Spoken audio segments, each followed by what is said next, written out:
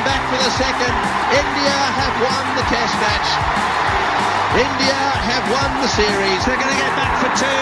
India at home. Lords goes wild.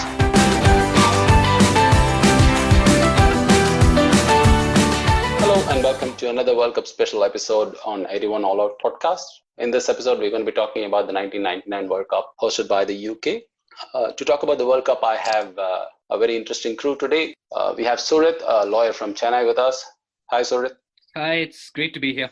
Thank you. And we have Krishna, a prominent banker from London. Hi, Krishna.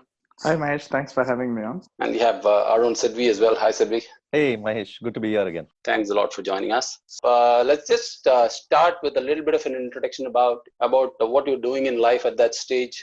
What were your personal memories of following the World Cup and any interesting anecdotes? I mean, let's get to the cricket part of it a little later, but let's just talk about our personal lives at that point in time. Surat, do you want to get started? Sure. I think I was in 8th standard. I must have just finished 8th standard. I mean, the World Cup started during the summer vacation, I remember. And the great thing about a World Cup in England, I think, is that the timing is almost perfect for anyone who's watching from India because day matches start just after school when school is on. And you can come back and get into the cricket straight away, which I think always sort of is great compared to World Cups in some other countries. And World Cup cricket for me was something which I often watched with my grandfather.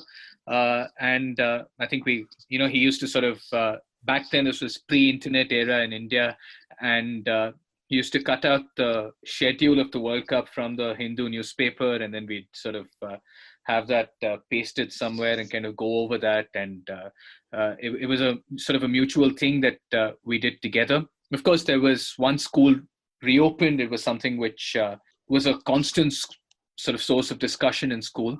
And I think the timing was just perfect. I mean, you're just beginning 9th standard, you come back from school. This is, I couldn't have asked for, and I think the World Cup itself, which as you mentioned, we can come to later. I think it's probably one of the best World Cups, if not the best, barring the final itself. It seemed to have everything about it. And we can discuss that during the course of the podcast. Great. How about you, Krishna? Well, 99, I was just a year and a half or 2 years into my first job in life. So you had to take things a bit more seriously, I guess. However, the company I was working for, which was called Bankers Trust, was sold to Deutsche Bank. And for a junior person, there was not that much to do during the change of control, which happened to be May 99, actually. While senior people were jostling for position and politics, I managed to make 2 trips to England during that World Cup. So it was a bit of a feast or famine for me because in those days, there wasn't Willow TV as there is now in the US. TV coverage actually was a lot harder because I lived in Manhattan.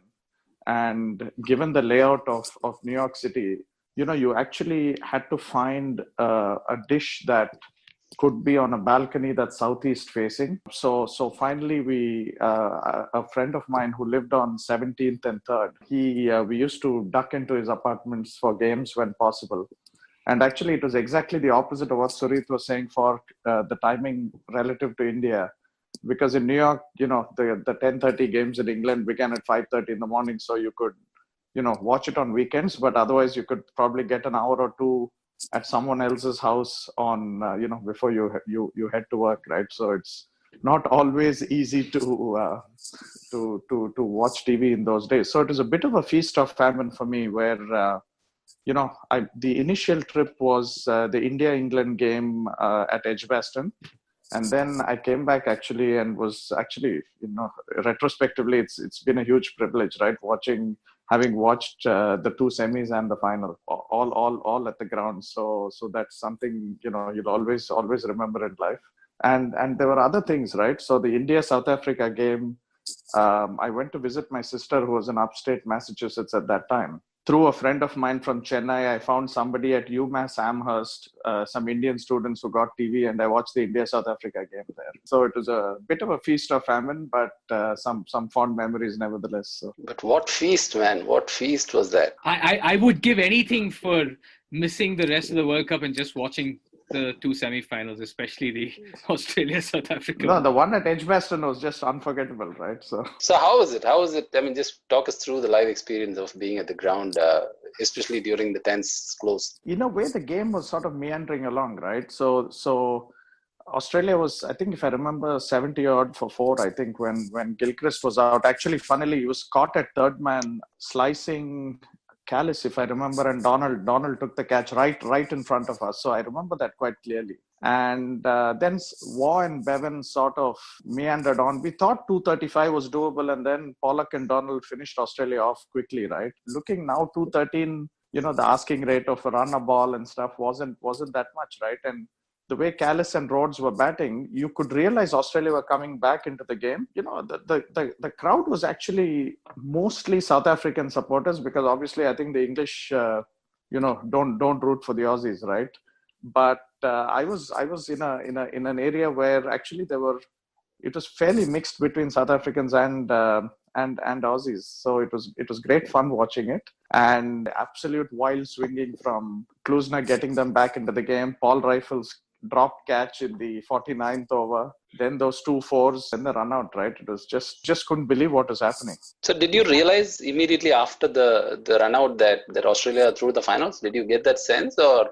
Actually, I didn't know the rules at that time, right? On what the rule was for going through on a tie, but clearly the way the Aussies were celebrating, it was almost instantly that all the Aussies were supporting. The stands were just thinking back, it just fell silent, right, for an absolute second, because I think the crowd themselves didn't know, what was going on. You had the Aussies obviously in a tight group celebrating, and then it was almost a delayed reaction in the crowd, right, from the Aussies there. But I don't think the crowd was aware of the what the so-called tiebreaker was, right? Interestingly, there was a Ricky Ponting podcast that I was listening to on Sky Sports just a couple of days ago, and he says half the Australian team didn't know they had gone through. He said they were just thrilled that they got a tie, and half of them knew and half of them didn't know. And then he also said that I'm sure the captain didn't know. And he apparently, when they had to go to the dressing room, and then Steve Waugh was just asking around, and then he realized that there was another second celebration in the dressing room when half the rest of the team realized. Okay. In fact, Rob Smythe writes about it in that iconic piece that he wrote about that match in the Cricket Monthly, right? The crowd, you realize there was an absolute silence for about 30, 40 seconds, right?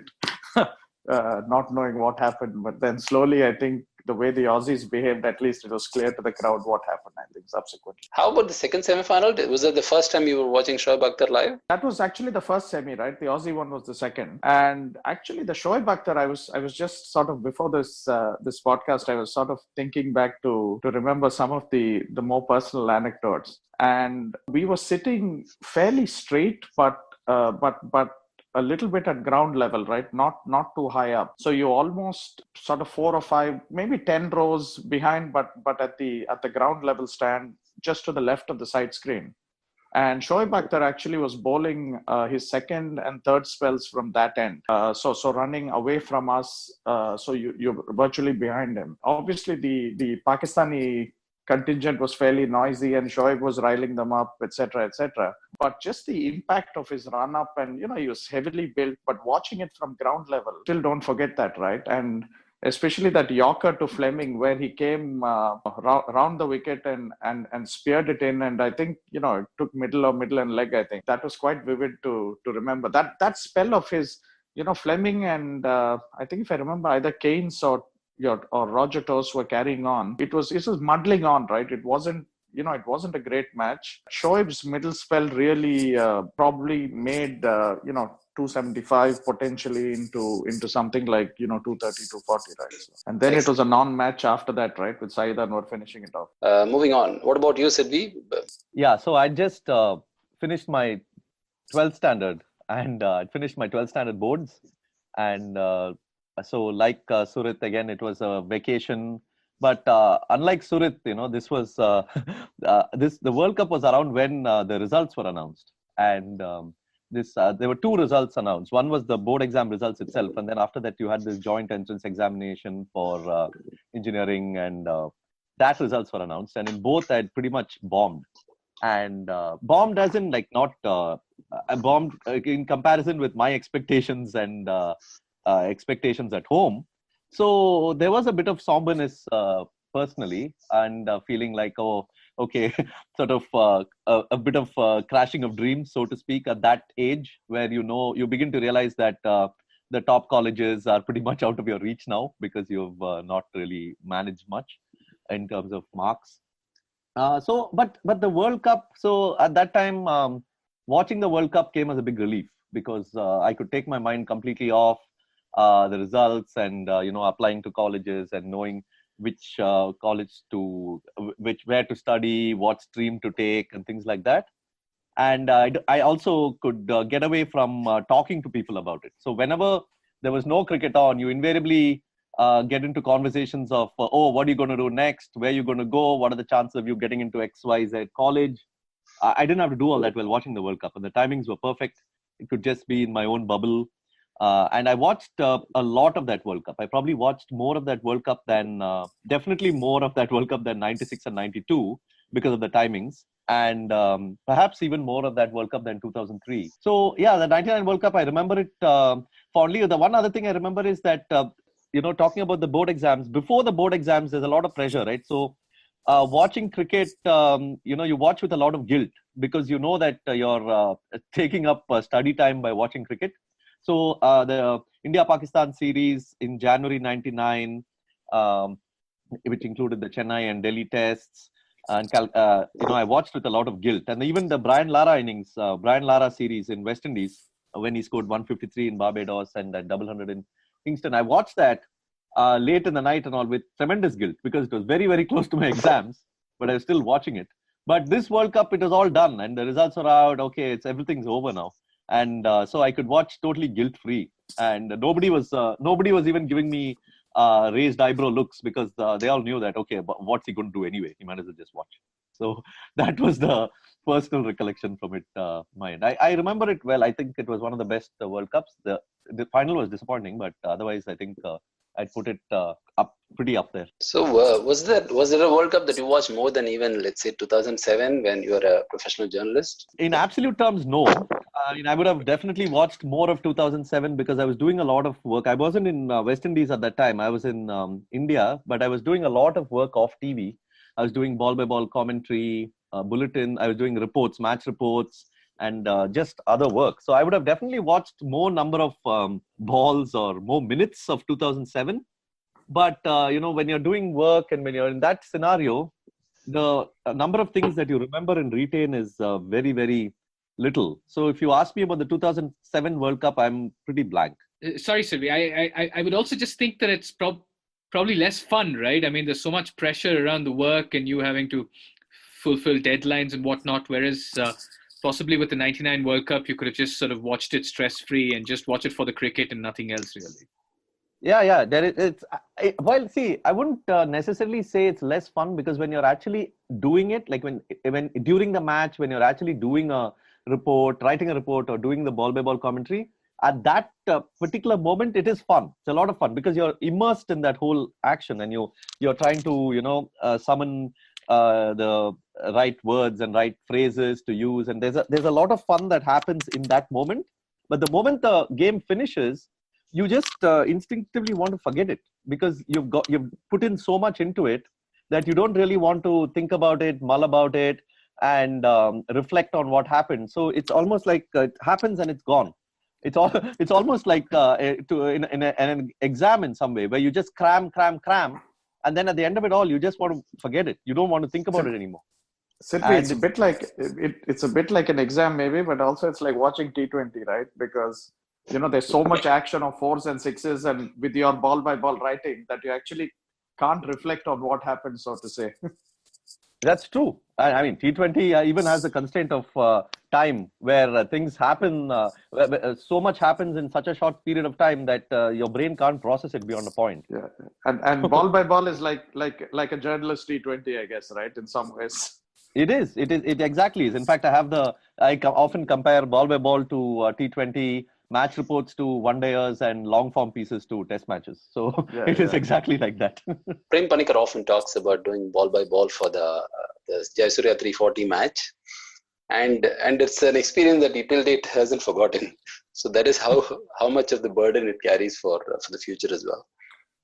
Mahesh, couple of things I wanted to actually, before we get into the sort of cricket part of the World Cup, is that I still remember actually when you book a train ticket early in those days in England, and I did this from New York online, the tickets on Virgin Train were actually £1 to Edgbaston and Old Trafford. I still remember those, right? It was Euston to Birmingham New Street was £1 the train ticket. Wow. And also it was my first experience of watching white ball cricket in the UK with loud Indian or with loud subcontinent fans, right? And if you're caught in a section where they dominate, where cricket is not the most important thing, but the banter and the bugles dominate. Sometimes you wish you were watching it on TV as well. But it's funny how much. I'm equally guilty as well of romanticizing this live experience of being at the ground, as if it kind of elevates the status of the match even more. So I was at MCG for the 2015 World Cup final, and I remember for about an hour it was so blazing hot in the stand. It was like almost 20% of the ground was so blazing hot that people were finding any kind of shade to stand under, even if they have to miss the match or whatever. So, like, for instance, there were some celebrities around me, like this director Balki was there, and everybody is like running to shade, right? So, like, retrospectively, 20 years later, they would say, "Oh, what a fabulous experience! I was at MCG for the World Cup final." Yeah. But in that heat of the moment, you are like running away from the event. No, and similarly, right, in the Birmingham India-England game, the game that was split over 2 days, I think when England were 70 odd for 3, I'd never seen a downpour, at a cricket match as heavy as that. And we were actually in the RS Wyatt stand, which is the opposite side to the pavilion, and it was completely uncovered. So, you had to sort of huddle under a stand till the rain stops. And funnily, we ended up coming back to London that evening because, for some reason we didn't have, anywhere to stay in Edgbaston. Nobody expected a reserve day. So we just ended up coming back to London and watching the second day on TV. I think that's the match where Dravid Akhtar, right? Wasn't it? No, this is the Dravid Akhtar giving Graham Top, Top. right? Yeah. I think the first match of the World Cup, England-Sri Lanka, which, you were waiting with sort of so much anticipation. The whole of April you're spending waiting for May to come and for the World Cup to start. And then, as usual, English early summer and there's rain. I think Hicks scored a sort of wonderful 70-odd in that chase. I still remember that Hick innings distinctly, which was, I think he finished the chase off with a 6. Actually, one thing looking back at that World Cup is sort of how average both the English and the Indian teams were, right? If you look at even the Indian team, we had the people who didn't play were Nikhil Chopra and Amay Kurasia, right? Probably people even forget they were part of a World Cup squad and had no chance to play in the 11. Right? And Mohanty, of course, who Azhar was speaking up at every given opportunity for whatever reason. Well, Mohanty did get Stewart and Hick early on in that England match. Okay, let's just discuss the broad themes of this World Cup. So, for instance, compared to the previous World Cup, 96, which, like 92, for instance, was, let's say, the start of a new era, colored clothing, new rules, 15 over restrictions. And then 96 kind of took it to the acceleration stage where it became mainstream and not just Martin Crowe doing it, but all captains being alive to the reality. But 99 seems a very weird sort of clawback from there, where pinch hitter kind of went out of the window. In fact, the very first match is such a spiritual reversal of what happened in the quarterfinals between England and Sri Lanka in the 96 World Cup. So in every way possible, this is the perfect exact pivot to what one-day cricket was building up to till then, which looking back at it now seems like a great thing because it lent one-day cricket the variety that it needed. And all of a sudden, this felt like almost like a mini test match like World Cup. Is that the sense that some of you had as well? Or do you share that view? Or do you have any? Yeah, I think looking back, even at the way one-day cricket is evolved now, right? Especially ICC tournaments where, the pitches are sort of made to order. And it's effectively like 2.5 T20 games stapled together, right? So it's actually for when you look back from the World Cup and seen how cricket has evolved since then, it's very positively nostalgic in a way. No, that is one thing. The looking back, let's say 20 years before is one way of looking at it. What I'm saying is, like, if you look back further to 96 or 92, they were at a certain stage where one-day cricket was eventually coming to where we are right now. But 99 seems like a deviation, right? It's like 92, 96, and then 99 kind of went back to another era almost. Yeah, it's almost 2003 was the extension of that, right? Rather than 99. Yeah. I mean, in all ways, right? One, in terms of bat ball balance, in terms of even the commercialization, there's not like, there's no day-night match, if I'm not wrong. And even the odd change in batting order, something like Pakistan did, was not so much to pinch hit, but rather to blunt the new ball. I suppose the conditions really made a difference, Mahesh. I mean, the fact that these were played in what was renowned to be typical English conditions, where the ball did quite a bit early on. You had these, especially these left-arm seamers like Mulali and Jeff Fallett, etc., who could swing the ball a bit, who were able to get quite, and even other seamers like you had Neil Johnston, I think, had a pretty good World Cup, both with the bat and with the ball. And I just think that those kind of sort of bowlers were able to produce the kind of results that they did, showed that the conditions really were conducive to a far more balanced matchup between bat and ball.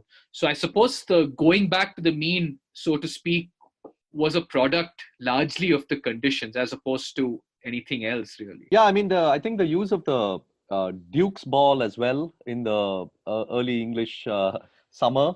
I was just looking at a few stats and just came across this crazy stat which said that this tournament in 99 had 6 5-wicket hauls, and the 87, 92 and 96 World Cups all put together had four 5-wicket hauls. So 92 had none, by the way. Oh yeah, 92 had none. 96 had, and 96 and 87 apparently put together had 4. Definitely look back at it as a bowler's World Cup. And also it's probably the last World Cup, I may be wrong, but it's probably the last World Cup where you saw so many players in jumpers and in full sleeves and all, completely blanketed up when they were playing. And after that, I think it's pretty much been sun all the way. And I also think that's partly because they played at some of these venues which were you had these open venues which barely 4,000, capacity of 4,000 or 5,000. There was Taunton, of course, which one of those rare high-scoring matches. But you had venues like Canterbury, where with the big lime tree in the middle, which was incredibly fascinating back then. And as someone who had just started to play international cricket captain, I think it had been a year before that, and I was just, as I was mentioning earlier, this big Hick fan, and I used to often play for Worcestershire, and so it was amazing to watch a match played at the New Road, for example, which was, I think, a small ground, 4,000 or 5,000 is this old English ground, which barely any capacity, and that too, I think, contributed to the conditions in many ways, because these weren't ideal ODI grounds, really. You see, the other thing is, I think, batting clearly hadn't evolved to the same extent as it has now with one-day cricket, and the quality of the bowlers in the 90s, right? This is almost the culmination of the 90s bowling, right? Because the teams did have the test match attacks of the 90s, right? You had, Pollock and Donald, you had Shoaib and Wasim, Akhtar didn't play the games or most of the games. And, the quality was incredibly good, right? As well as helped by sort of some of the pitches and some of the varying weather conditions as well. So. And you had McGrath come up with some superb spell. In fact, against West Indies, he just destroyed them and kept Australia in the tournament. If they had lost that game, they were out. Remember, they got that 110 in like 40 overs. Ambrose got 3 in that match, and there was Ambrose and Walsh too as well, apart from the others that you mentioned, Krishna. And Ambrose had a great match, that Australia match, if I remember. The sad thing is the West Indies batting just tailed off in that World Cup, right? The bowling sort of had a little bit. This was almost the first of the World Cups where the West Indies was just a non-contender, right? But they were equal on points with New Zealand eventually, right? In a way, I mean, first of all, they were in a harder group compared to, let's say, Group A. And 2, it was like, I think New Zealand qualified on net run rate, if I'm not wrong. Yes, New Zealand did qualify on net run rate, yeah. I mean, if anything, 96 was worse, right? They lost to Kenya. It's only because of the fact that the format was so poor that they could make it to the knockout stage. Had the format been and then didn't make it to the final. Yeah, exactly. Well, I agree in terms of that they were in the race till the end. But I think of all the World Cups, I would think that West Indian side was one of the most. It didn't leave anything back with me. Like I don't really have too many fond memories of that West Indies team and their performances. I'm a huge West Indies fan, of course. I would remember quite a bit of it. But especially coming after the '99 series, just like 2 months after when Lara just walked on water, he comes into this series and.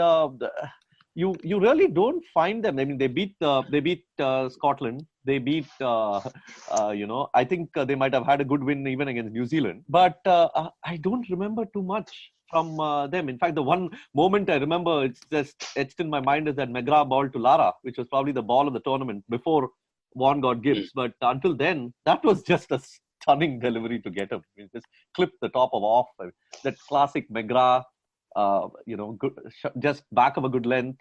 And Lara also was the kind of batsman who often got out to spectacular deliveries, right? Like he like with Steve Waugh in '96 and with so many other times, it just seemed that Lara was and Michael Vaughan to a certain extent, they were the kind of batsmen who would often feel get out to the spectacular ball. It's also, I think, the expansiveness at the point of contact. I think players like Lara, Vaughan, Sachin in the '90s, they had that, when they played those shots, they had that little bit of the expansive technique.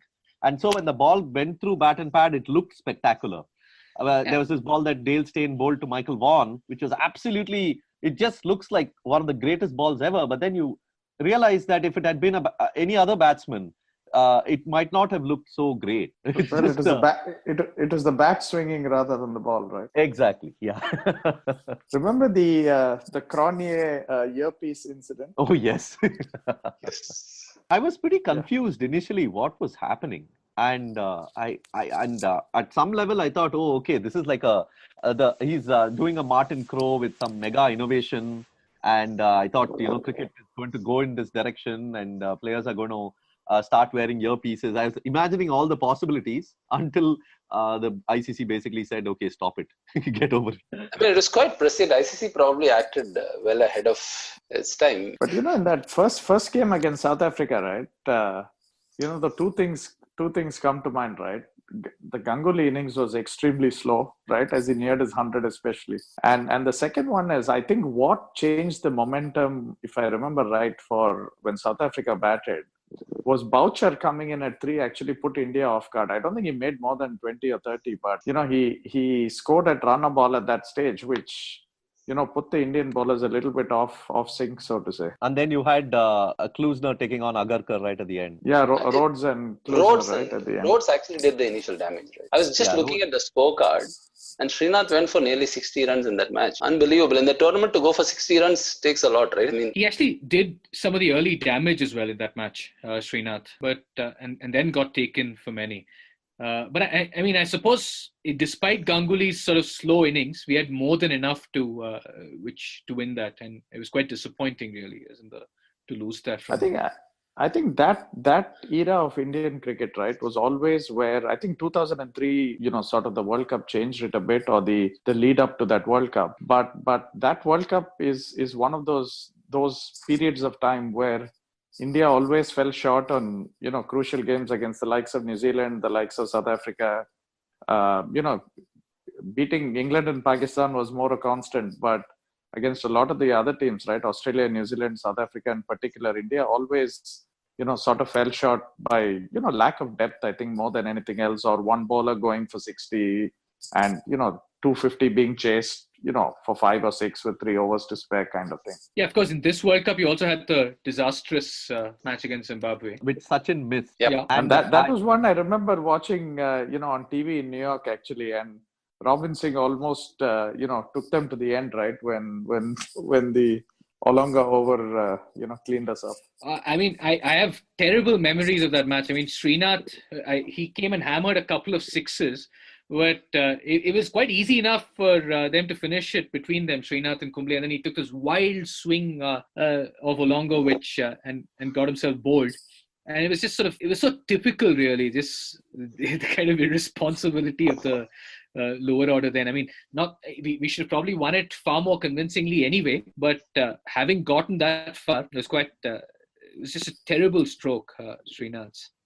Yeah, for me, that match was like a true culmination of India's batting in the 90s. I mean, and through that, watching towards the end of the match, the moment Nayan Mongia got out, playing again across the line, totally ridiculous shot at that stage, very reminiscent of the ridiculous shot he had played a few months earlier in Chennai against Pakistan. The moment he got out, I didn't care for the equation. I knew India are going to lose that match. That was just like, I just inherently knew that whoever does anything, whoever hits any 6, any 4, India will lose that match. And then Robin Singh got out when India needed 7 runs, 10 balls. And then you had Srinath and Kumble.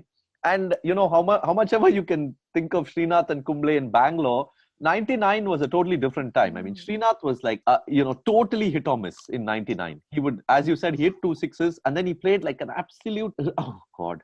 That shot was like, I think India needed 4 of 8 when he played that shot. And it was almost like he was going for glory for no reason. He goes for that hoik, gets bowled. And Prasad has to face one Olonga ball before, Kumble can get strike again for the last over. And then Prasad gets LBW.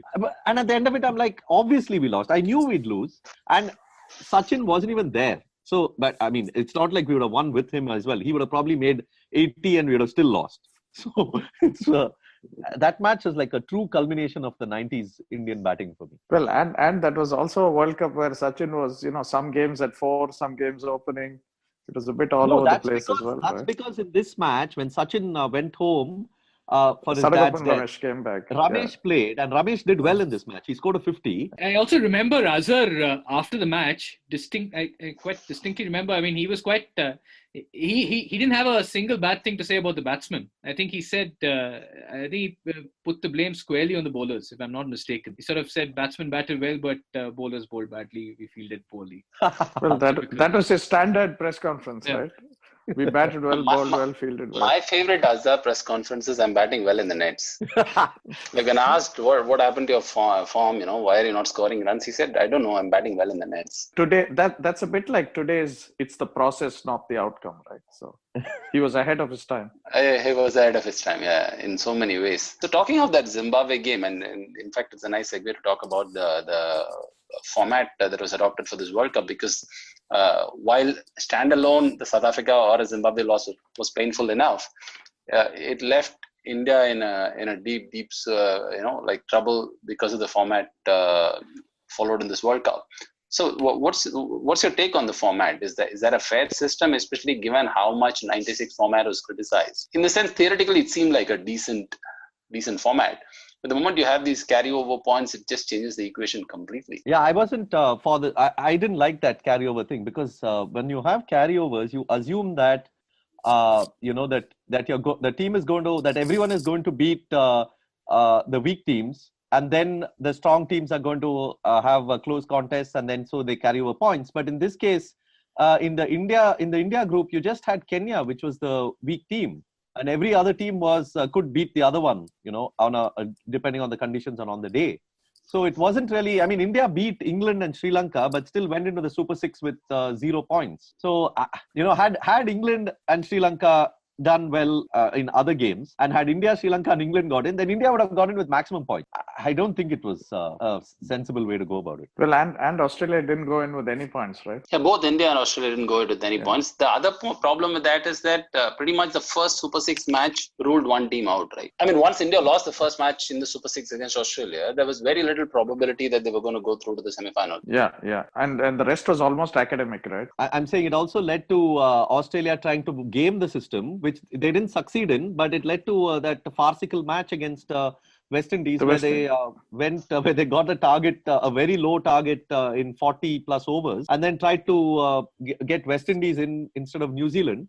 Of course, it didn't work because New Zealand ended up winning the other game. But even then, I'm with everyone on this in the sense of the format being a poor one. But I also think that sort of Australia going into the Super Sixes without any carry forward points, much like India, and sort of going all the way to win the World Cup. That's kind of what also made this World Cup a great one, in the sense that I think they started so poorly, lost to Pakistan to New Zealand, and then you thought of them not being contenders, and then suddenly they're in the Super Six, and then from there just sort of goes completely unbeaten, and then it all culminated with that fantastic final for them, and which, as much as the final was a poor one, I think this sort of Australian kind of comeback from where they were in the group stages to how they finished was what in many ways made this World Cup, I think. Well, I read somewhere that Warnie, ahead of that Leeds game against South Africa, the first one where Steve Waugh got that 120 not out. Warnie claims he said in the team meeting the previous night that he said Herschel Gibbs almost celebrates before he catches, and so make sure it's given out. With Warnie, you never know what's sort of the truth and what's not, but it was quite amusing. It was there in the Smythe piece, right? Rob Smythe piece. Yeah. And in fact, I used to think about the result because Gibbs did that in India when we played the one-day series in India, where he catches that point and just he doesn't throw up, he just throws sideways and walks away as if nothing happened.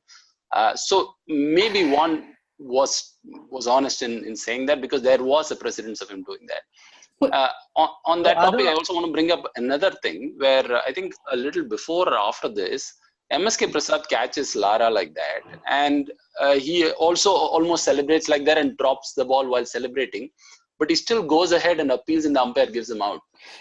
That brings me to this, because I actually think it's a catch. It was a valid catch. I mean, look, if you go back and watch the commentary on it, and Tony Greig makes the point, I think, where that you could have actually made a case for this being a valid catch. And then David Gower says that the rules stipulate that the catcher should be in control of its release. Now, I think Gibbs was in control of the release, just that he messed up the actual release. So it's not that he couldn't have released it properly had he taken care to release it properly, and that's not the test. So I would actually make an argument for this having been a valid catch, because it was otherwise cleanly caught. He was in control of the ball otherwise. It's just that in releasing it, it slipped out of his hand or whatever. So I obviously that would have changed the entire character of the World Cup, and the entire and whatever followed would have completely likely changed. So I mean, I don't know what your thoughts on this are, but I would make the case for it having been a valid catch. It boils down to the reaction also, I think, because Gibbs immediately after that gave a little deflated look,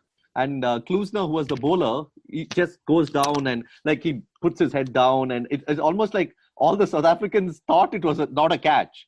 So automatically then, I think the umpire and the batsman, obviously, the given batsman was never going to walk. So there was obviously going to be in Australia's favor. But one point though about that Warnie thing, other Australian players have also confirmed it. So it's not something Warnie has made up. I'd be inclined to believe that. So he did. Yeah, so he did say it then. Yeah, okay. I believe that he actually said it. Even Ponting confirmed that he said. And in fact, Ponting was batting with Steve Waugh when that drop happened. And Ponting says that immediately after that happened and a ball later or something, the two batsmen had a chuckle about Warnie reminding them of it the previous evening.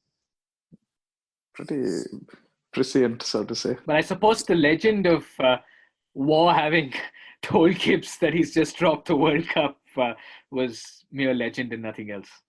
Well, I think I read somewhere that he actually said something to the effect of, "Do you realize you've just cost your team the game?"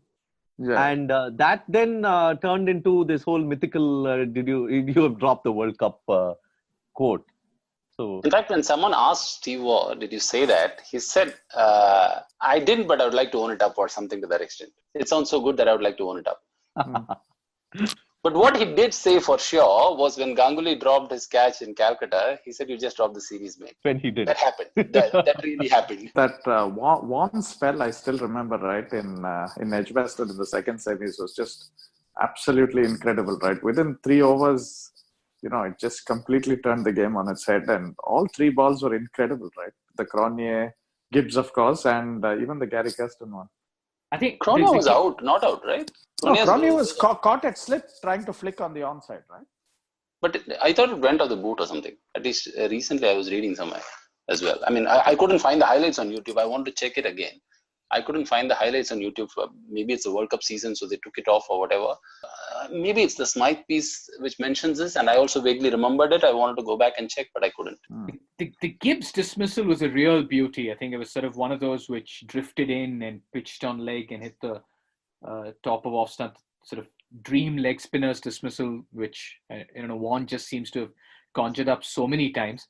The Kirsten one, I kind of remember it being a pretty terrible shot, and Kirsten just swept. He just swept all over it, right? It turned a lot, but he just swept completely all over it. Yeah, it was just sort of an uncharacteristic shot, really, from Kirsten. But talking about the Gibbs dismissal, sitting at the ground, did you get a sense of? Did you have a TV in the ground or something, a screen at the stadium? No, there was no screen. Well, I don't think, because from where we were, the screen wasn't great, even if there was. I actually don't remember whether there was a screen in Edgbaston in '99. Australia got off to Gibbs had 3 or 4 boundaries quickly, right? And clearly chasing 213 when you're 40 odd going motoring on comfortably. That whole thing, I think one came on, if I remember, in the 10th over or something like that, right? 10th, 11th over. Those 4 or 5 overs, even the Cullinan run out was completely due to the pressure there, right? So effectively there were 4 wickets in that first spell of ones. Especially coming back from a very poor World Cup so far. And it was the same side where he was bowling from the end we were sitting in. So we were watching from behind his arm. And the whole atmosphere was just, it just silenced. Because, the crowd in general, if you see, it felt like about a 65-35 crowd rooting for South Africa, right? So it did. I was much more an Aussie supporter in those days, especially against England and South Africa. I was amongst the minority in at that ground. But nobody could have hoped against what Zulu did, right? Even if you were not batting for South Africa, you should have batted for Klusener. Oh yeah, no doubt about that. One thing about Klusener, though, which I want to bring up, is that the overwhelming narrative obviously is about his hitting and his the way he owned that tournament with the bat, but he also had like an amazing tournament with the ball. And every game almost he came in, took crucial wickets. I mean, I see he finished with 17 wickets, which was pretty close to the highest wicket taker in the tournament, which was, I think, Jeff Allett, right? Who finished... And won. Both finished at 20. Yeah, both finished at 20. So here's like a guy who's almost up there in the wickets list. And even that Gibbs drop, I mean, it was the Klusener who bowled that ball to Steve Waugh. And I remember, I remember thinking at that point of time, while watching it, I was like, how much more should this guy do? And I saw that Klusener expression, and it was like that total, he put his hands on his knees and he was looking down. And I'm like, come on, man. I mean, at least for what this guy is doing, you guys have to win this game. And then they didn't. And then things only got more intensified in the semi-final with what he did and what ended up happening. So yeah, he was a force in all ways in that tournament. I mean, people, I think recently Cricinfo picked all-time World Cup 11, and people were saying Klusener did well only in one World Cup. How can you have him there and all? But he did so well in that World Cup. I mean, he's surely a contender. But I do think though that final ball sort of, I mean, the wicket itself, the run out, I mean, given what happened the previous delivery where Lehman takes a throw and misses from 3 yards or so, where there was absolutely no single. I just wonder if there was any point in going for that run at all, given that there were still 2 balls left, and it was just a calamitous run all around. And I think on that ball itself, I think Klusener might well have been at fault more than Donald, because I can imagine, I mean, even though it was probably Klusener's call, the field was so close, sort of, it just seemed like a risky single even otherwise, I think. Yeah, Mark Waugh was hardly, 5 yards behind the bowler, right? Virtually. I mean, everyone seems to suggest that it was sort of Donald's fault almost, right? But I think on that particular dismissal itself, I just don't think there was a single at all. Yeah, and Cullinan has said in an interview that he just wished that when that Lehman missed run out happened, everyone in the South African dressing room, almost looking at each other and trying to say Klusener and Donald should slow things down, because Australia were trying to just move on with it. All the fielders were coming in, Fleming was getting back quickly to his mark, and Cullinan says, the only thing I wish is that, we had just sent the 12th man quickly with some water or something in there, And even if the umpires had, stopped him or something, at least there would have been that little extra time that Klusner would have had to just gather his thoughts and say like, okay, 3 balls left. we have just 1 run. And all he needed to do was just get that little bit extra time to breathe. And Cullinan says, that's one thing that in retrospect we could have done. I think if the target was like another 3 runs, I'm sure he would have hit another boundary comfortably because it's just one. That's the point. He almost got more classical, right? Because it was 1 to get. Let's just go back a little bit to the Super 6 itself. So talking of Super 6 and especially the format, the deficiency of the format, so to say, which left India-Australia pretty much a knockout match, although it was the first Super 6 match. I remember Imran Khan made this point. I mean, of course, he'd just come off a World Cup win and whatever he was saying was gold, right? And he said, applying my cornered tiger rule, he said, whoever wins this match will go on to win the World Cup. And at that time, because I had this image of Imran Khan being this near godlike figure, I thought, wow, that's a great insight. And because it went on to happen as well, I'm like, man, he knows so much about cricket. Had it not worked out, you'd probably not even remember it. The stakes were so high in this match that once Australia sort of gained momentum from this, it helped them immensely. In fact, every match they were in a spot of bother and they were able to come out of it. Forget what they did in the group stage, which was bad enough. But in Super 6 itself, I think India match was a thorough victory for them. Against Zimbabwe, also they were in a bit of a spot of bother when Neil Johnson and Murray Goodwin were batting and they almost were cruising along against the target run rate. And against South Africa, of course, we know that they were in deep trouble till Steve Waugh pulled them out of it. In fact, with Gibbs helping further as well. So how critical, did you sense the importance of the India-Australia match when you were going into it? Oh, sure. I mean, India-Australia was like a semi-final for me. That India-Australia match was like a semi-final, which made it only even more bizarre that Azharuddin chose to field again. I mean, like he had in the semi-final in '96. And I always thought that Indian team was best batting first, especially with Sachin. It made no sense for that team to even think of chasing. We've already spoken about Zimbabwe and that whole history of India's chasing in the 90s. So that was a bizarre decision for me that he chose to field. And also that Indian chase was so insipid. I mean, Jadeja got 100, but what a 100. I mean, what a forgettable 100. No, but other than Robin Singh and Jadeja, I don't think anybody even reached double digits, right? In that inning. Exactly. Yeah. A very, very forgettable chase throughout. We lost that chase sort of, I think, virtually in the first 5 to 10 overs, I think. I mean, it was just not on. Yeah, McGrath bowled a good spell. He got Sachin caught behind, I think. And yeah. And also, they scored, 280 plus. So, that Indian team chasing 280 plus against a solid, great Australian attack, I really didn't have hopes. I mean, I would have had much more hopes if India had batted first and scored 250. I'd still have had hopes that maybe you can get some quick wickets early on.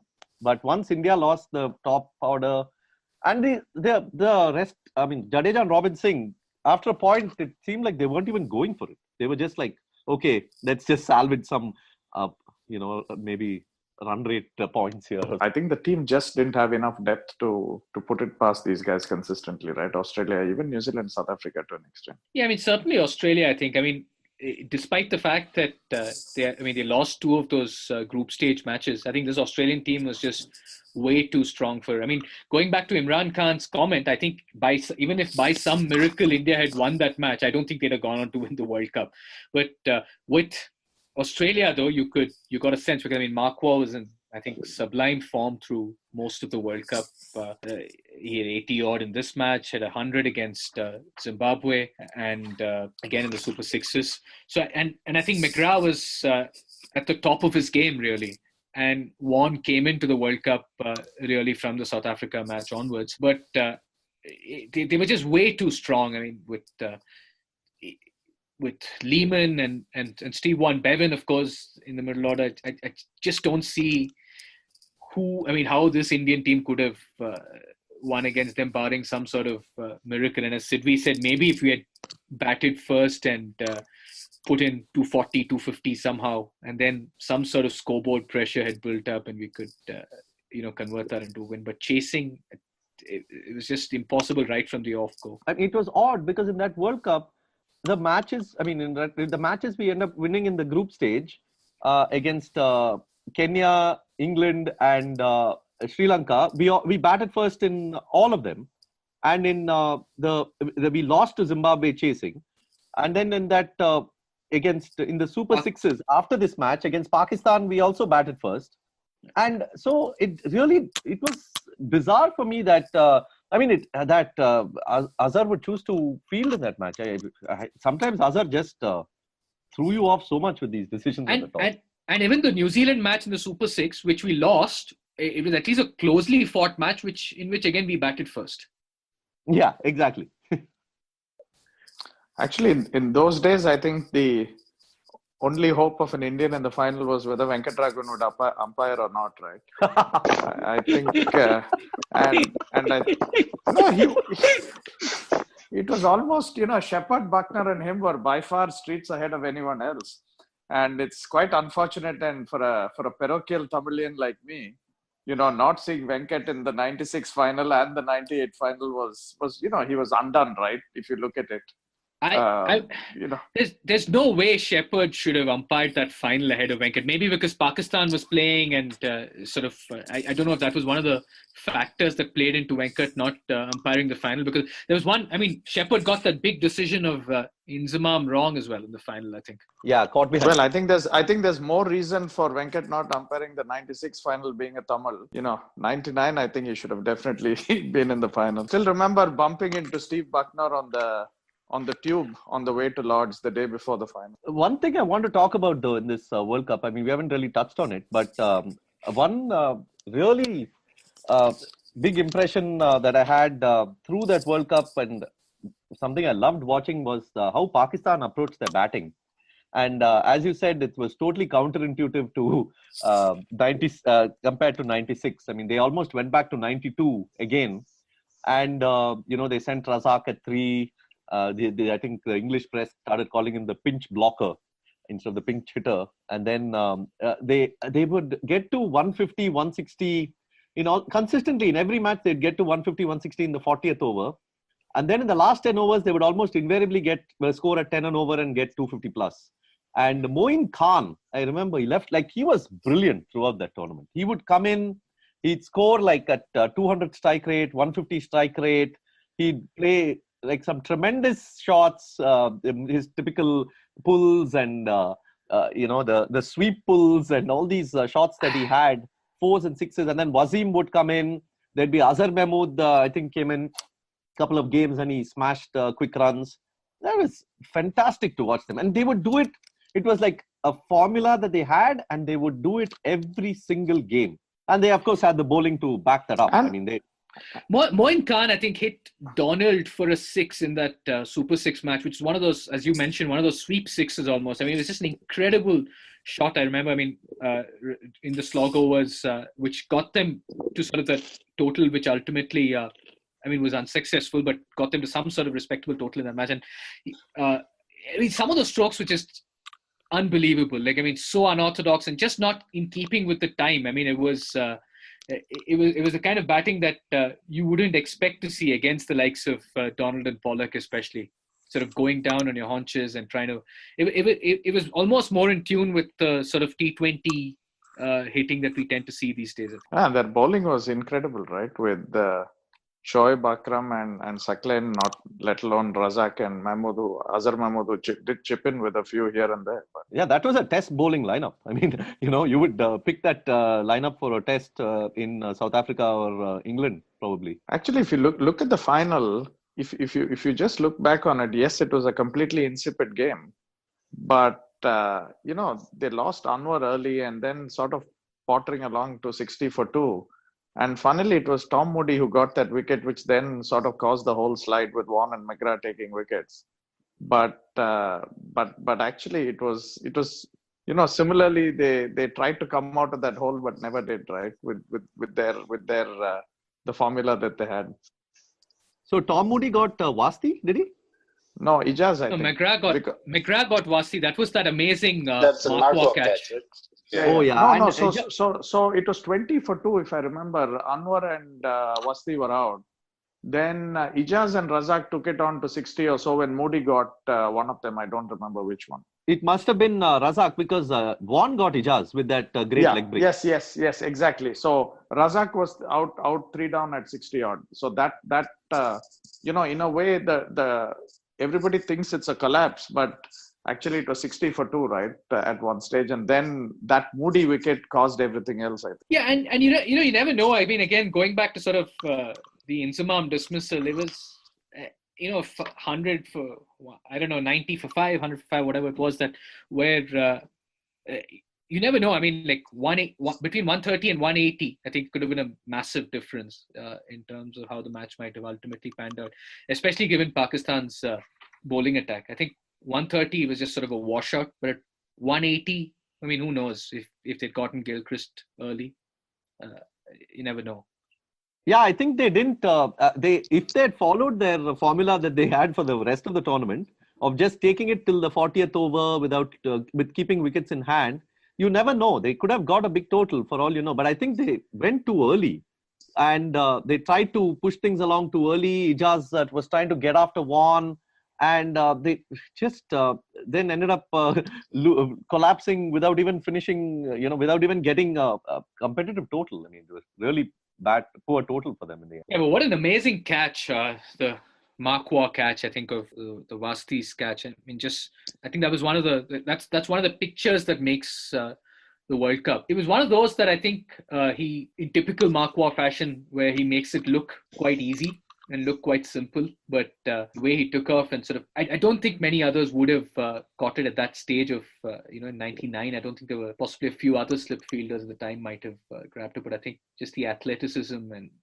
combination of athleticism and soft hands, which I think very, very few had, and Mark Waugh was... It's a rare gift even now, right? I don't think even now, like you can argue about outfielding now that it's gotten better, the median standards, but I don't think even now a catch like that would be taken frequently and make it look so easy on top of it as well. Yeah, I actually can't think of any fielders right now who'd take that easily. And with Mark Waugh, it almost seemed like he made it look like a routine catch actually, because I think he would have taken it 95 out of 100 times, and which is what was so amazing about it. The final wicket that Pakistan lost was also a brilliant catch by Ponting.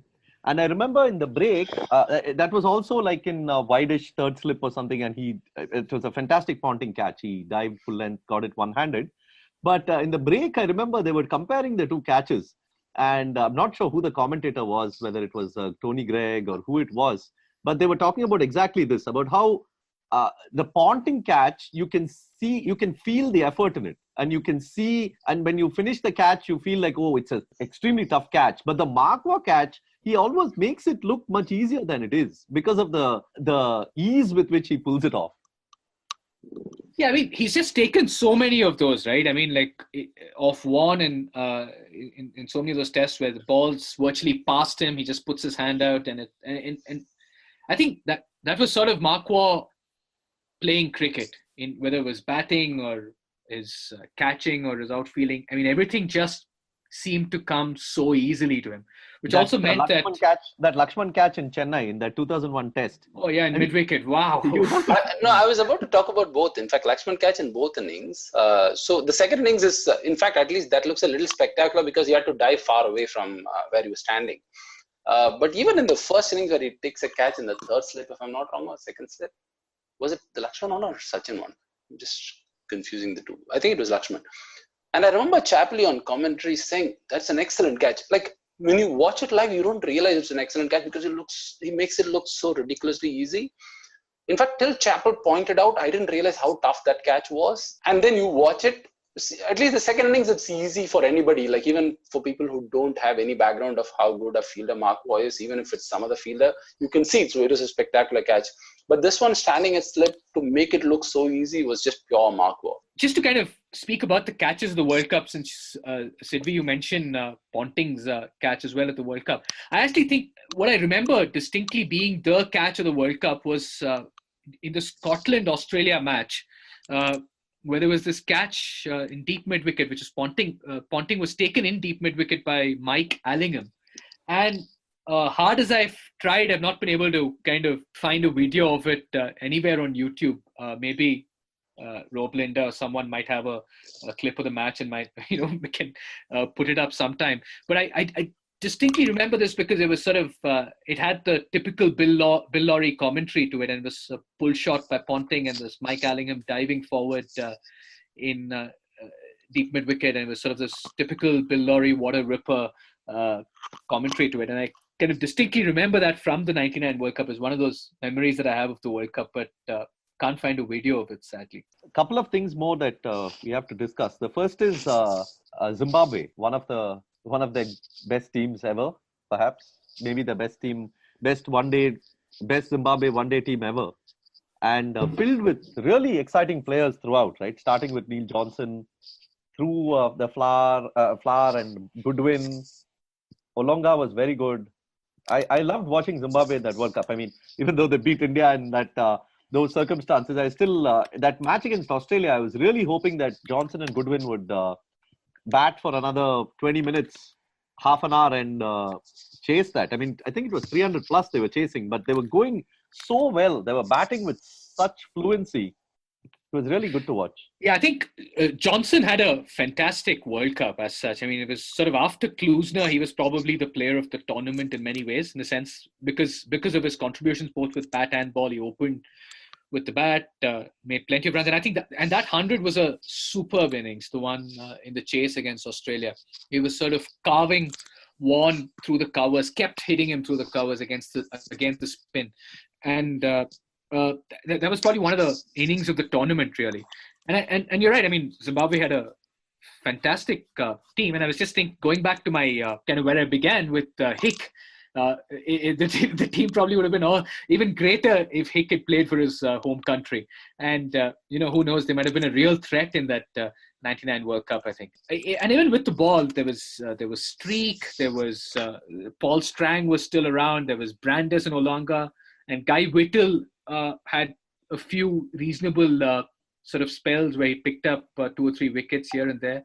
And it was just a really, really good Zimbabwe team. And it's interesting that in that people often talk about South Africa losing the match against Australia at Leeds and having to, play them again in the semi-final. But had South Africa not lost to Zimbabwe in the group stage, then they would have also avoided Australia in the semi-final.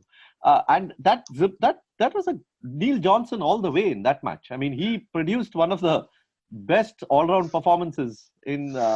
And to beat that South Africa team, I mean, and Johnson, of course, had that South Africa connection. He had played for South Africa A before and all that. But that was quite a stunning performance from Zimbabwe. And it's interesting how Zimbabwe had beaten England in 92, and now they beat South Africa in 99, and how they could pull out these wins.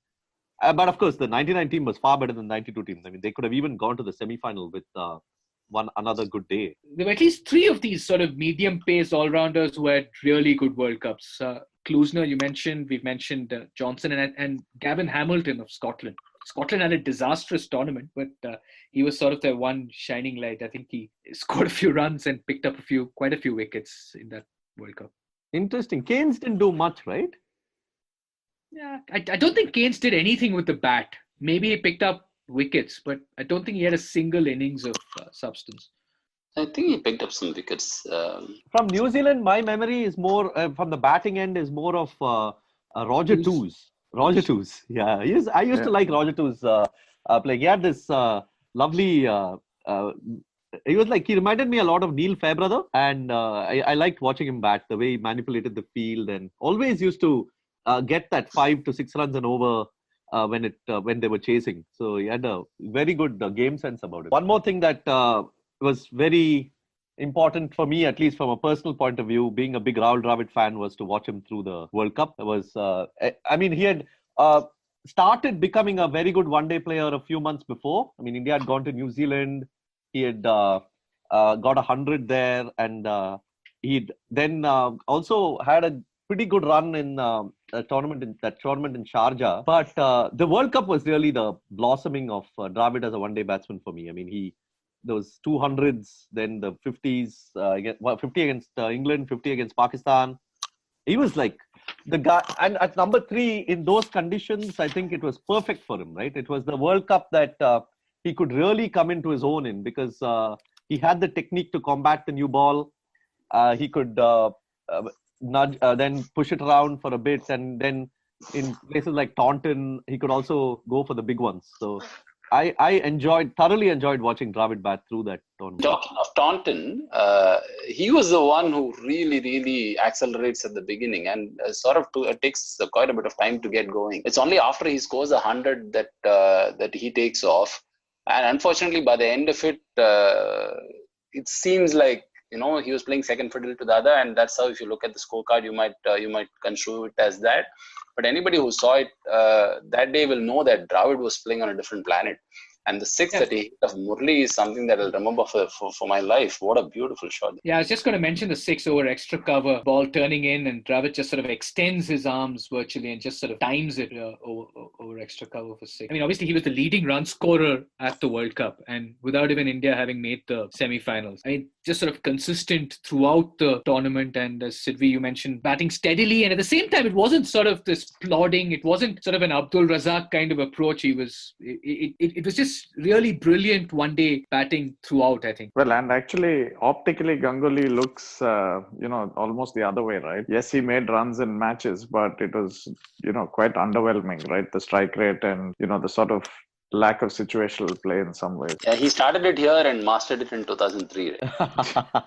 But talking about Taunton is right, but I think even Bristol, I love that Bristol innings from Dravid. I mean, of course, the narrative was all about the emotional Sachin return, and fair enough. Of course, it was a very important Sachin 100, but I personally loved that Dravid 100 at Bristol. So fluent, and okay, you can make a point that it was Kenya, but even then, for a guy who used to struggle to find the gaps in the field, he was almost hitting every ball exactly where he wanted in the gap in that inning. There was nothing stopping him from scoring. That's how fluently he was playing. He was in pretty good one-day batting form throughout the World Cup, especially for like Sidvi mentioned, the backdrop. He was dropped from the one-day team for a while, then he comes back in New Zealand and scores that 100 in Topo and kind of builds on from there. So this World Cup was just a real good tournament for him. I mean, when you think about Dravid, I mean, the word underrated possibly is not the first thing that comes to your mind, but I think his ODI. I mean, Dravid, the ODI batsman, is probably still quite underrated because I think, obviously in this 99 World Cup, batting at 3, he had all these great innings. But apart from that, I mean, the general evolution of him as an ODI bat, where there were some innings towards the latter parts of his career where batting at 5 and 6, where he was able to accelerate, was able to kind of guide chases. And he was sort of a batsman transformed after he came back into the ODI team. And of course, he filled in as a keeper batsman, no doubt, but I think just as a pure batsman, I think he's hugely underrated as an ODI batsman. Oh yeah, as a keeper, that 145 was the highest score by a keeper batsman, right, at that time? Yeah, it was. Until Gilchrist, I think, scored 149 in the World Cup final, or maybe somebody else did, but I remember that was a record. Actually, I was just looking at the runs and the strike rates for this World Cup, and Dravid sort of scores at 85.5, while Ganguly scores at 81. But I think the variance of Ganguly's strike rate was probably huge, and he probably milked it in Taunton and a couple of other games, I think, versus batting much slower in some of the sort of games against the better opposition. No, I think Dravid also had sort of this. The match against South Africa, he, I think, made a half century, but it was not the quickest of half centuries, but it was sort of very essential given the circumstances of the match and the way in which the pitch was playing, etc. So probably some of that brought his strike rate down. But on a whole, through the course of the tournament, I don't think anyone can really sort of question his approach to his batting at all, because it was just smooth throughout. And talking about from a personal perspective, that was around the time in the late 90s when we in school used to have like major Dravid Ganguly debates, and there were clear factions, almost a Dravid faction and a Ganguly faction. And one of my big regrets was about this World Cup was that it was when the vacation was on, so I couldn't go to school and actually like tell all these guys that. And actually, like, argue with all these guys and be like, hey, do you at least believe me right now? And I was like, damn, man, I'm sitting at home and Dravid is playing so well and I can't even rub it in with all these guys. And given it was 12th class, you wouldn't probably meet them again. Yeah, I mean, wouldn't have. I could have called them maybe, but what's the fun in that? You want to actually meet them in person. But who knows? They might have still had a case that they would have pulled up some Ganguly innings and said that no, that was more important and all that. Who knows? Surely we can't conclude a talk about the 99 World Cup without talking about the Tigers and their great victory at Northampton. Tigers. That was, I mean, I had no idea what the hell was going on in that match, and I don't blame anyone to look back at it and think it was fishy, because it was bizarre. Some of the runouts that were going on there, I'm like, seriously? And Pakistan was so good through that tournament, and suddenly they have this match of like absolute shambles of a game. And then Wasim Akram comes later and says, we lost to our brothers. Yeah, we lost to our brothers and all that. I'm like, dude, you guys just had the biggest mess up of all. But I guess for them, they had nothing to lose. They knew they were in the Super 6. They knew they'd got the points. Bangladesh weren't going to go in anyway. So I guess they're like, okay, whatever. Yeah, that was a very bizarre match. Did you guys watch that? Any of you? Yeah, I did watch it. Yeah. And it was just this sort of such an average, not even average, like the Bangladesh team, I think it was the 99 World Cup, there was nobody there. I can't think of a single sort of reasonably decent, okay player at all. You want the Khalid Mahmood fan club to come after you? Okay, moving on. Let's talk about great, we talked about Dravid already, but like great batting performances in the World Cup that like maybe personal favorite for you that you would pick. Sidvi, start off. I would definitely pick a Dravid innings. It would be a tough choice to go with which one. He had, I enjoyed all of them, but I think Bristol and Taunton both. I would go with both of them, and it was splendid innings. They really made you feel like you were vindicated by saying that all those who said that Dravid was a average one-day player, you finally felt that okay, he's a very good one-day player and he's arrived, so to speak. So yeah, I would pick one of them for sure. Surit. My choices would be between the Neil Johnson century against Australia and the Chase, but I would go with the Gibbs 100 in the Super 6 match against Australia. I think really smooth innings, and given the bowling attack that he was up against, I'd pick that. Gibbs was just a superb batsman to watch, I think, when in full flow.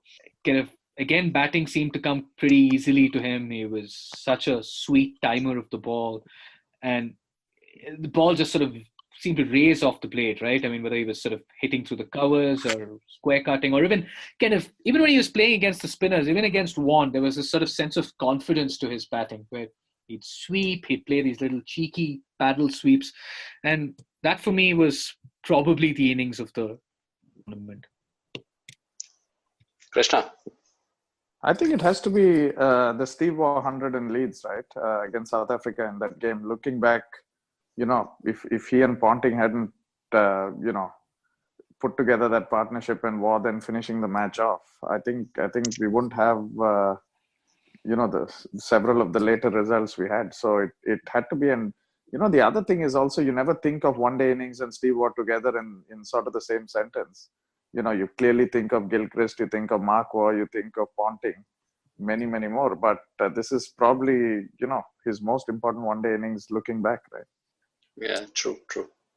And then to back it up with another 50 in the semi-final as well. So good. And how about the great spells, favorite spells? Well, it has to be Warnie, right? The second semi, there's, watching it live clearly. See, unlike you guys who watched a lot of it on TV, for me, it was, some memories very strong, some completely non-existent, which is why I was totally silent for many parts of the discussion. But the Warnie spell in Edgbaston in that semis has to be on top. So that rules out Warnie's pick for the other two. Sorry. Can we just, I don't know, maybe go with Venki Prasad against Pakistan just because Prasad deserves a bit of credit. I think that was a pretty good spell. 5 wickets. And there were so many great spells. I mean, there were people like Jeff Allett, who was the lead wicket taker. I think he had a couple of 4-wicket spells. There was Alan Mulally had a pretty good World Cup as well. But yeah, I mean, I would have gone for the Warnie semi-final one as well. But just for the sake of picking an Indian, let's go with Venkatesh Prasad against. In World Cups against Pakistan, Venkatesh Prasad was always the man, right? So 96, he takes care of Sohail. 99, he takes care of. He gets 5 wickets, and he was like somebody was mentioning on Twitter. Venkatesh Prasad was chaired off the ground. Like when India got the final wicket, the whole crowd sort of runs in. Then Venkatesh Prasad gets chaired off the ground. So that was a sight worth watching. Anyway, for me personally, I mean, I would have to pick McGrath against West Indies because I was really looking forward to that game as a supporter of West Indies, because if West Indies had won that game, Australia were out. And having seen what Lara had done in back home in that series, the way he had taken on McGrath and all the other bowlers, I was hoping for a West Indies win. And amazingly, in that match, I mean, McGrath did a McGrath. I mean, he published there was a newspaper column that was published on the morning of the match, where McGrath basically said that today we are playing West Indies and I'm going to get 5 wickets and I'm going to get Lara out. And he actually did exactly that. And he goes there. I mean, he had the conditions going for him, but he gets 5 for 14 in 8.4 overs. I'm just looking at that scorecard. And he got Lara with one of the balls of the World Cup.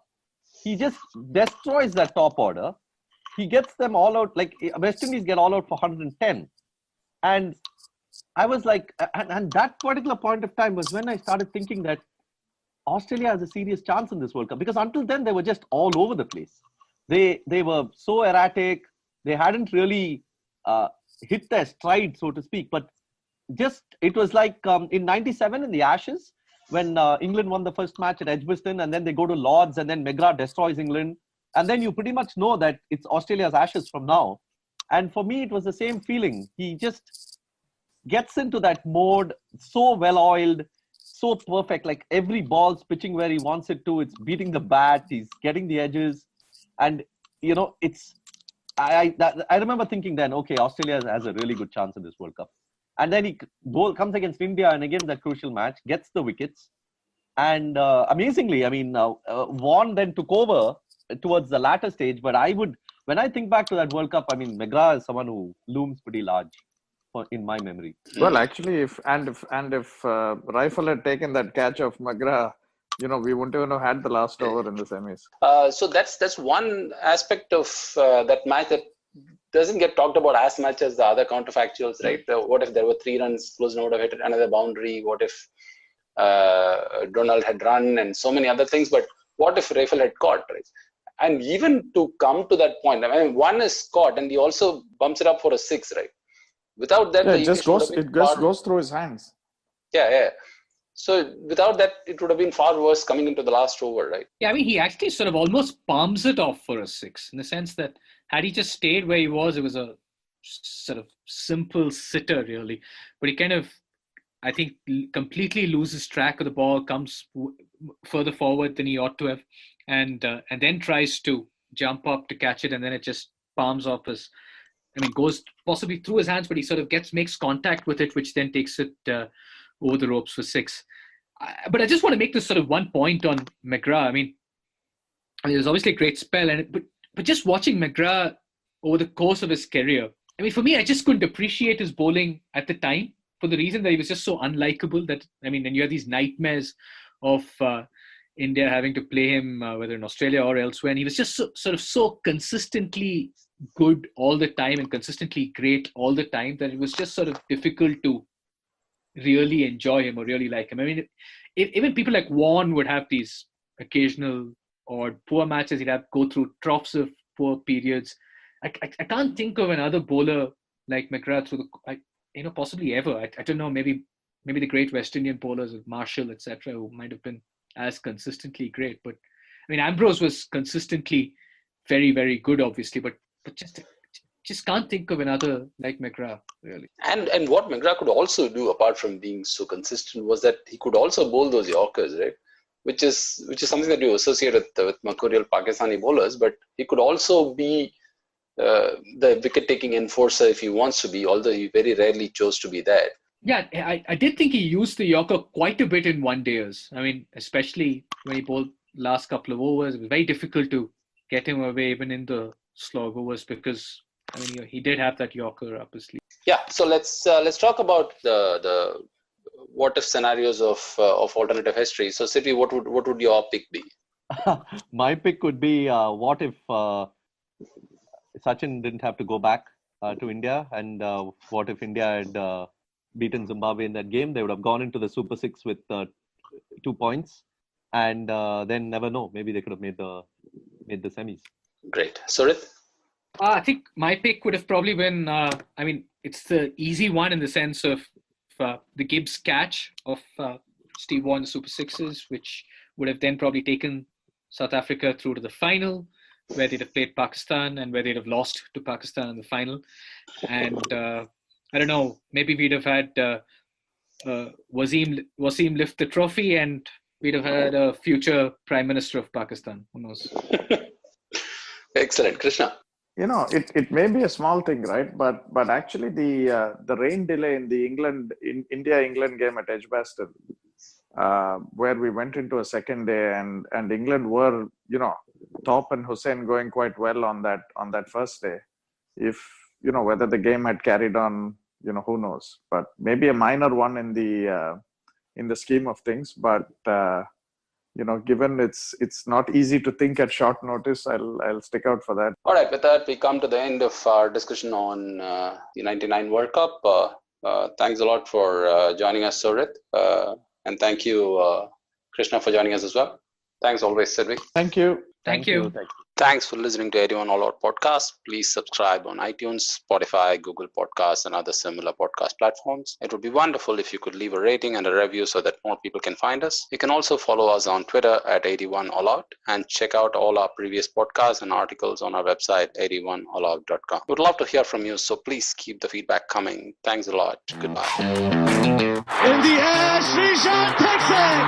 India win! He'll come back for the second. India have won the test match. India have won the series. They're going to get back for two. India at home. Lords goes wide.